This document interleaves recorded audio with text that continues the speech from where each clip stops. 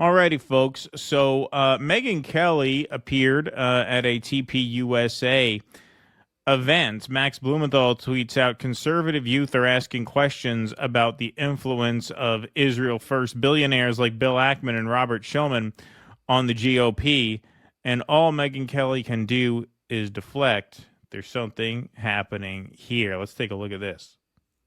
I do disagree, I think, with some of the things that you have said, but I also disagree with some of the things that have been said about Israel in regarding to what Candace Owens has said, what Ben Shapiro has said. But I feel like I do agree with you in the sum that you sometimes will take a more nuanced approach and criticize them or agree with them.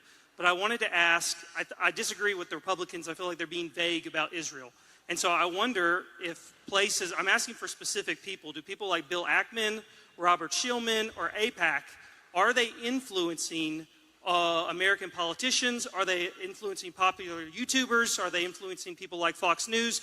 And God forbid, are they influencing our president and the decisions that are made? You might be the one person in America that agrees neither with Ben Shapiro nor with Candace Owens. I don't understand where you are.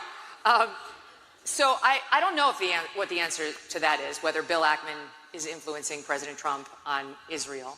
I mean, I think President Trump, especially on foreign policy, has come to his own conclusions.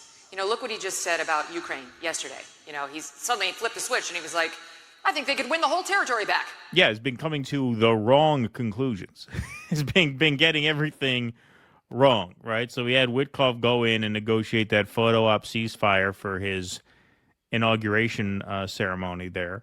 And then since then, it's been one wrong decision after the other. Yeah, his switcheroo on Ukraine, that was the complete opposite of what he campaigned on. So that doesn't say much. I think you'd be better off saying, yeah, he's getting advice and it's bad. But no, he's saying, hey, he's his own man. He's his own man. He's just, you know, he's deciding to blow up boats off the coast of Venezuela without verifying who they are. And, yeah, now he's saying Ukraine can actually win the war and has abandoned ceasefire talks in Gaza. Yeah, no, this is all him. That's all great. Yeah, he's a true free spirit. He's a rebel. What? Yeah, he's a rebel. Exactly. And then some, he said. Wait, what? Trump is actually, you can see his evolution as he deals with foreign policy. And that's a you job certainly can. Oh, yes. You can certainly see his evolution. Yes, going one way, the wrong way. of one, really, right? Because the commander-in-chief is going to have to make a lot of these calls that are going to get people killed. His goal is to stop killing people and to save lives, which is laudable. So I think Trump is making his own decisions on Israel. I think Trump is very pro-Israel, very pro-Israel. Oh, is he? Trump and I you don't the same say. position when it comes to Israel. We're on Israel's side. However, having said that, Trump said this a year ago, and I said this thereafter. It's time to wrap it up. It's time. It's been too long, and Israel is losing the support of its closest ally and most important ally in the world, and that's us. They've already lost the Dems. They've lost the independents. They've lost Republicans under 30, and they're starting to etch away at Republicans over 30. And that can't happen if Israel wants to maintain its standing in the world. So that's my view. Real fast, quick follow-up. Thank you. Do you think rich billionaire Jews or the Israeli government influences American politics? Watch her response to this. Did is you great. say rich billionaire Jews? Whoa. Whoa. I don't like when people call Jewish people Jews after the word billionaire. It sounds kind of uncomfortable.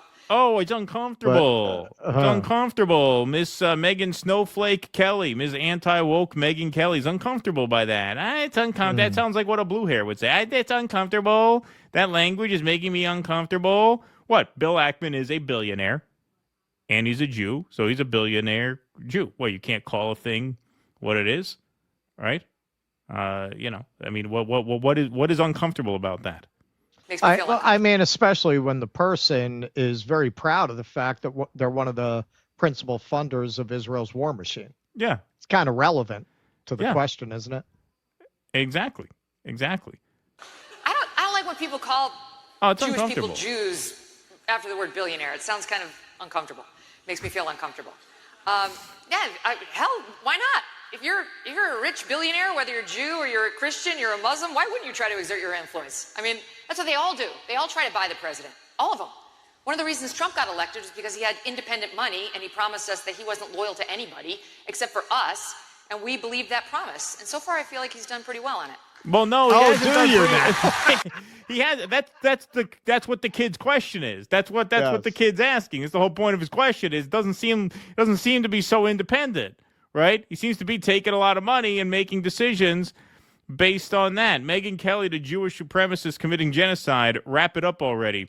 Megyn Kelly, when she hears billionaire Jews used in the same sentence, OMG, whoa, cool it with the offensive language. That's right. Good point. One of the reasons Trump got elected was because he had independent money. That's what Megyn Kelly said. Yeah, in the 2016 primary. By 2024, he took over $250 million from mega Zionists. Does Megyn Kelly hear what she's saying?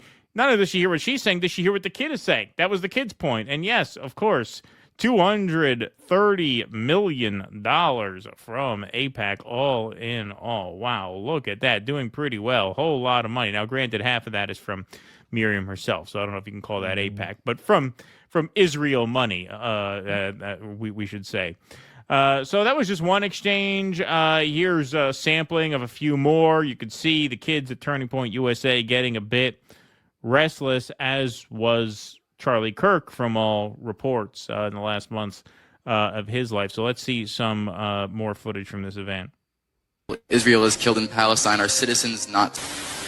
83% of the people killed were civilians. The Epstein files should be released, and why do you think they haven't been released yet? Do people like Bill Ackman, Robert Shillman, or AIPAC, are they influencing American politicians? Are they influencing popular YouTubers? Are they influencing people like Fox News? And God forbid, are they influencing our president? So here's a piece of video that I want to show you here.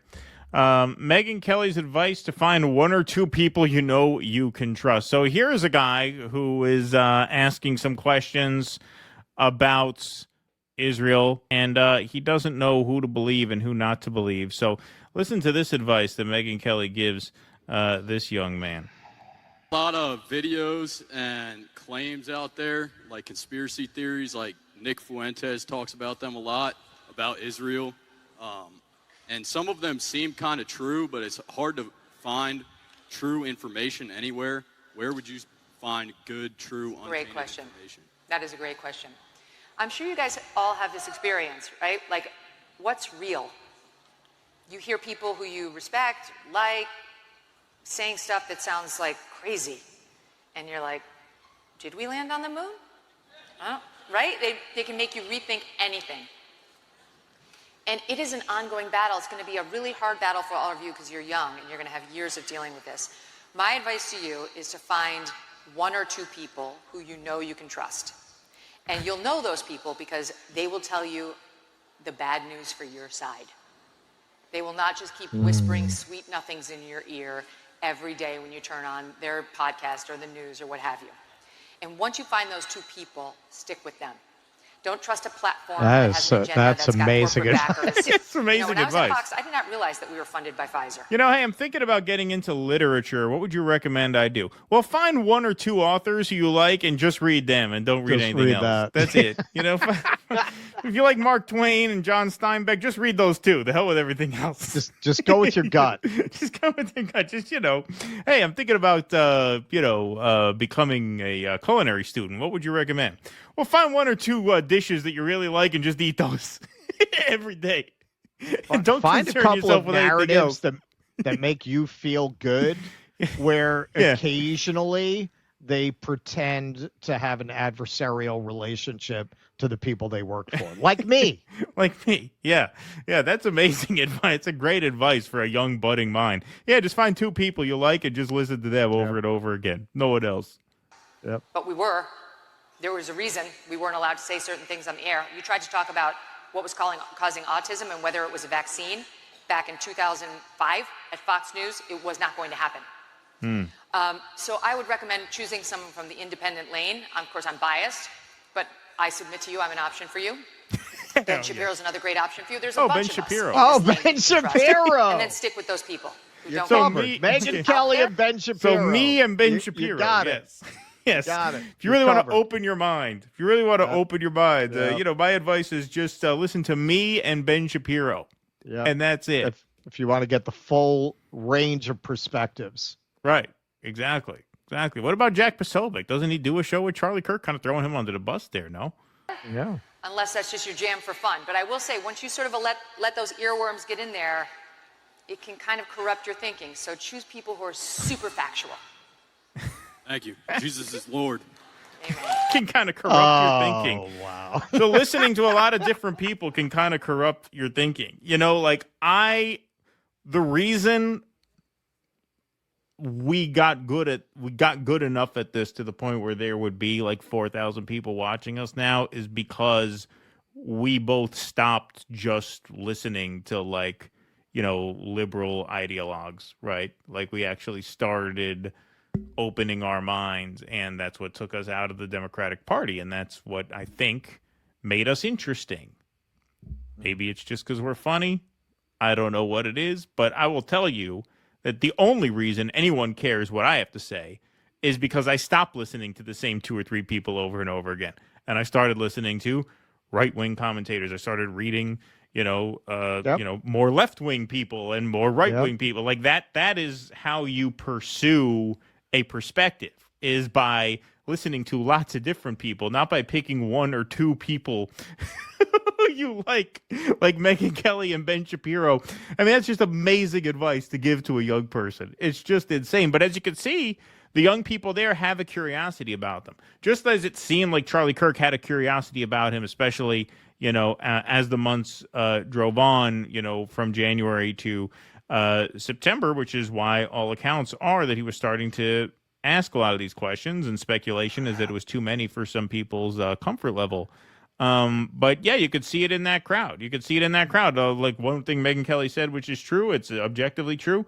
Israel's lost the under 30 Republicans, and clearly they have, because ultimately an America First movement is just not gonna be able to swallow this shit. They're just not. The only way they can be brought to heel is by force. The way they sat Charlie Kirk down and yelled at him in the Hamptons. So this is the way it has to be.